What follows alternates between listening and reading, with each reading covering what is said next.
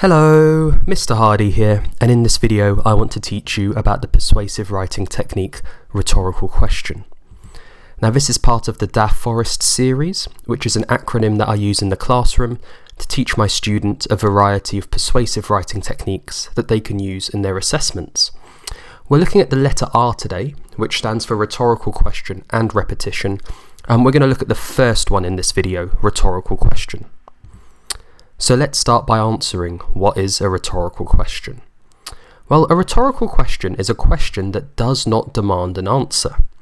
Instead, it's designed to make a statement about something or to get you to think about something. For example, why is this happening to me?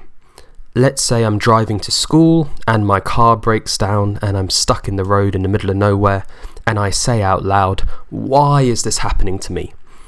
I'm not expecting an answer. I'm not expecting someone to knock on my car door. I'm not expecting God to give me an answer. I'm just expressing my frustration in the form of a question. It doesn't demand an answer. I'm just making a statement about how frustrated I am. Another example could be, wouldn't the school day be better if it was shorter? So maybe I'm writing a speech that I'm delivering to students, trying to persuade them to vote in a petition maybe to make the school day shorter. So what I've done is I've made a statement, but I've disguised it as a rhetorical question. I'm trying to persuade my audience that a school day would be better if it was shorter, and I've phrased it in a question to make them think about it. Oh yeah, the school day would be better if it was shorter. But I don't actually expect an answer for them. I don't expect my audience to go, oh, hang on a minute, let me think about that. Yes, that the school day would be better if it was shorter. It's just designed to make them think about the topic I'm speaking about. So, I have written an assembly from the point of view of a teacher trying to whip some Year 10 students into shape. Can you spot the rhetorical questions I've used? Good morning, Year 10. Look around you. Can't you see what is happening? Students without pens, litter on the field, homework left undone. How do you expect to pass your GCSEs? As a year group, we need to get back to basics. Everyone needs to come to school equipped, with the right uniform, etc., etc. So hopefully the giveaway would have been the two question marks, but you've got two rhetorical questions here.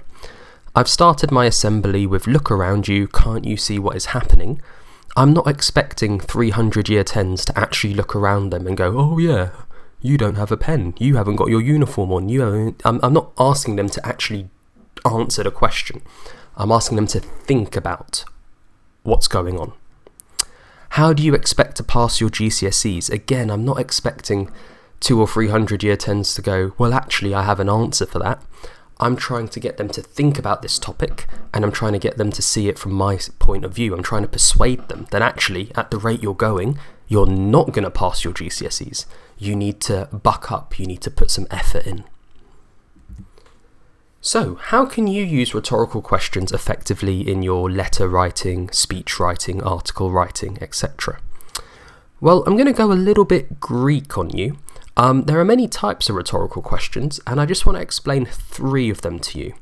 The first one is hyperphora, which is a Greek word. Hyperphora rhetorical question is when you ask a question and then answer it immediately. So you don't really give the audience too much time to think, you provide the answer. For example, if I was giving a presentation on climate change, I might start off with, who does climate change affect? I might pause for 1 or 2 seconds to get my audience to think about it. Oh, who does climate change affect? And then I'll actually answer it on their behalf. Everyone. Climate change affects everyone. That's an example of hyperphora. This could be a really effective way to start off a speech. You pose a question, you give your audience time to think, and then you answer it on their behalf, and then off you go into the rest of your speech. Epiplexis is another Greek word. An epiplexis rhetorical question is when you ask a question that criticizes people of the opposing belief. So people who have a different opinion to you, you're having a slight dig at them, you're criticizing them. For example, why wouldn't you donate to this charity? So let's say a charity collector is come round and they're raising money for an animal shelter. you and your friend are there, you've donated some money, and you look at your friend and you say, why wouldn't you donate? Why wouldn't you try and help these animals? What you're doing is you're criticizing your friend for having an opposing belief. This is seen, in my opinion, quite often on the school field. You'll have one set of students who support one football team, and they'll look at another set of students who support another football team, and they'll say, why do you support that team?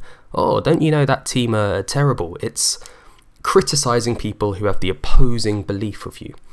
Now, if you're writing a letter or an article or a speech where you're passionately trying to get across your point of view to people who have an opposing point of view, you could try to use epiplexis, to have a little dig at them, to have a poke at them, to try and wake them up from their point of view and to try and get them to agree with your point of view.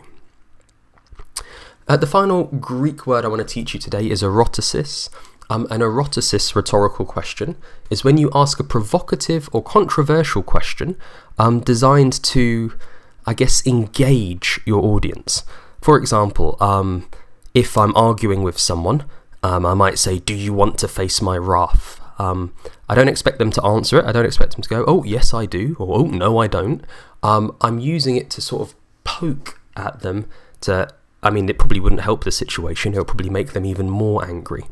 But maybe a bit like epiplexis, if someone has an opposing belief to you, you could maybe poke them about it. Why do you think this?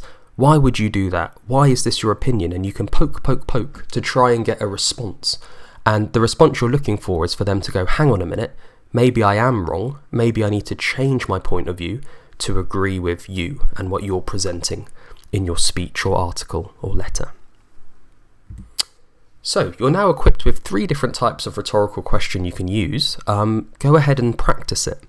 So the first task I'd like you to do is to write 1 paragraph of a speech where you fight for something you're passionate about. It could be human rights, it could be climate change, it could be animal protection, it could be absolutely anything.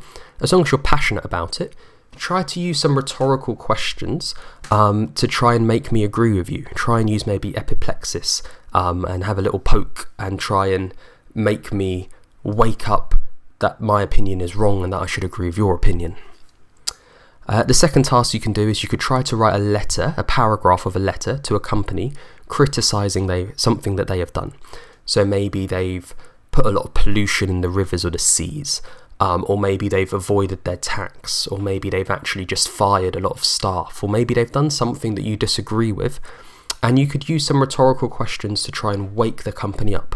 Why have you done this? What could you do differently? Can you poke? Could you use some of those Greek rhetorical question techniques in your writing? Well, if you found this useful for your persuasive writing, please give it a like. Please subscribe to my Mr. Hardy YouTube channel for the rest of the DAFOREST videos, and feel free to leave a comment, perhaps with a rhetorical question in the comment for me to take a look at. Well, thank you for your attention, and I'll see you on the next one.